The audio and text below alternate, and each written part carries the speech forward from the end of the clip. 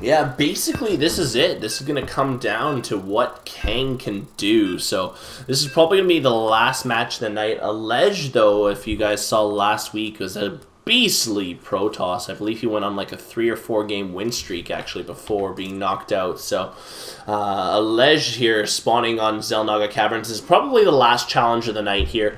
Getting the yellow Protoss and the obviously in the top right and the red pieces Kang here. Basically what's gone on is we're trying to give out $50 to the winner of the night, whoever has the most consecutive wins, and Kang has 2. So does Skillet and so does Az. So we have a 3-way tie right now. So we'll see if Kang can win this game. If he can win this one, he will come out pretty much as the three consecutive wins and will be able to earn the $50. He did get a lot of plays there in one time. Chris, you're still not on mute.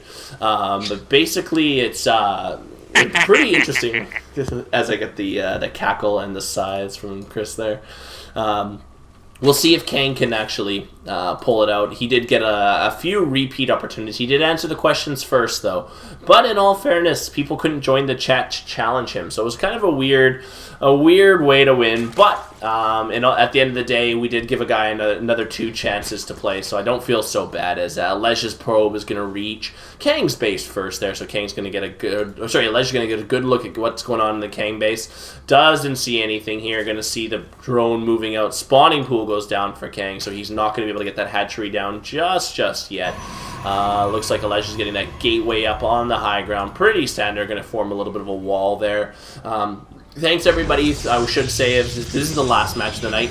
Thanks, everybody, for tuning in, of course. This was the L2SC, the Challenger, King of the Hill. We're just putting on a couple King of the Hills. We had one last week, and we will have one more next week, starting at 5 o'clock Pacific time, 8 o'clock Eastern time, just to get some money out there, get some more money into the community. It's not a huge ton of money, I know, but every little bit helps. So some players can take away $50. That's, half a ram stick or something like that, depending on what you're saving your money for. So really good chance to take on some money, get a chance to play against some really good high level competitors and see what you can do. Just because you're in Masters doesn't mean you can roll with some of the best here. These guys that make these clans and stuff practice a heck of a lot. So always fun to have that out. And thanks everybody for tuning into that. Please check out L2SC.net. We'll post any future events on there. We'll probably get a couple show matches or something next month. Everything's on L2SC.net. And this is Iced, of course, and I represent L2SC.tv. So really happy to be on with you guys, as looks like aLeJ is getting his wall completed. He does have the Stella in the correct position, so they will not be able to reach the high ground.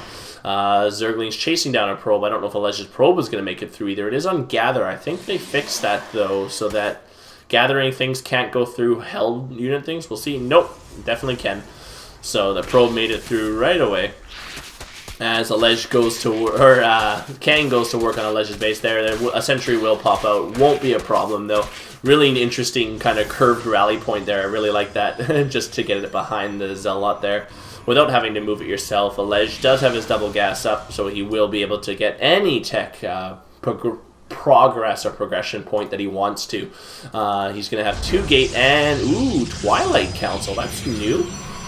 You don't usually see Twilight Council versus Zerg. I wonder what's going to make of this. I guess maybe Dark Templar, as we don't ever see Twilight Council versus Zerg. We'll see what aLeJ does with this. I'm very curious now. There is an Overlord here. I don't know if it spotted that, though. Uh-oh, did it? No, it did not. It did not spot the Twilight Council. That's good. It saw the other gateway.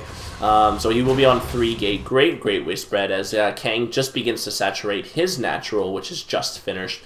Kang's still on 1 gas. Losing that Overlord does suck.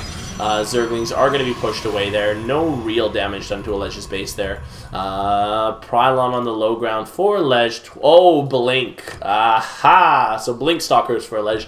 Very good against roaches, being able to kite roaches with Blink. And very good about if you can get onto the high ground or anything like that. Very harassy for the Protoss to be able to use Blink. So we'll see if Kang can hold on to this. He's still got primarily Zerglings here.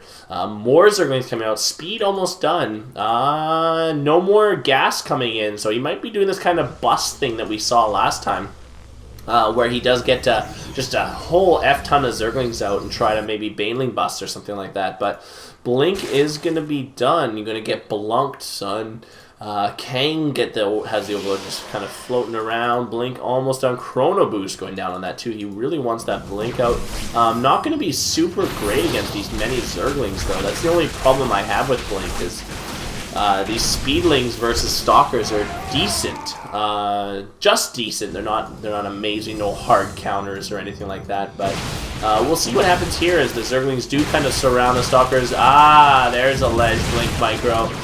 So he's going to pull these Stalkers back just as they get low on shields. More Zerglings come streaming, and that's one of the problems, though, as I was mentioning. They're not super effective versus Zerglings. The Zerglings are going to get stalled by the Warping and Zealots and repelled there, but he does lose a handful of Stalkers, so Blink maybe not the best tech path, but he does hold the base. 3 gates, no expansion for aLeJ, and there's the Dark Shrine, so we'll see if Kang does clue into that. Kang does not resume gas yet, but he does have an Evo chamber up, so he will be able to get the Spore Crawlers up for detection, but we'll see what he does as Kang definitely going to be kind of playing a little blind here. Nexus going down for aLeJ, finally getting his natural started there. And yeah, that's really crappy though. Not able to use the full effectiveness of Blink. Spore Crawlers going down for Kang. So yeah, he did clue into the Blink, the Blunk action, getting Spore Crawlers at both locations to make sure that those Dark Templar are ineffective. Hopefully that gets scouted by aLeJ and that he does switch his tech. Dark Templar can be very expensive if they don't actually do the economy damage that you're looking for. aLeJ does get his Nexus scouted, not a problem as his ball is able to deal with just a handful of Zerglings. Primarily Zealots and just a handful of spattering of Stalkers there as he does collect the leftmost watchtower, the westernmost watchtower again. Moving across the middle of the map, great Overlord spread from Kang. You can see he's spotting a lot of the pieces of his base. A number of Zerglings make it into aLeJ's base here and go to work, attacking just pylon after pylon. 2 Dark Templar are warped in. They are trying to get up to the front there. There is a Spore Crawler, but it's a bit of a base trade going on right now. The pylon's being taken down, so not a lot of warping that aLeJ can do. Very smart getting those pylons. There is a Dark Templar out. There is no chance of an Overseer. Not enough gas, not enough layers to be able to see that. So, but Roaches do come out, clear out the high ground push. Kang holds on to his base. He does have the Dark Templar out though. Needs to give up that natural, but he has done significant damage to aLeJ's base. aLeJ has moved all of his workers. He only has 1 probe left. I didn't even see that he caught them all. There is a Dark Templar there, gonna have to clean up the base, but aLeJ is just severely handicapped. Good game goes to Kang, and I guess Kang is our winner tonight. So well done, Kangwook. After 4 tries, he finally pulls out a good win streak and ends up winning the night.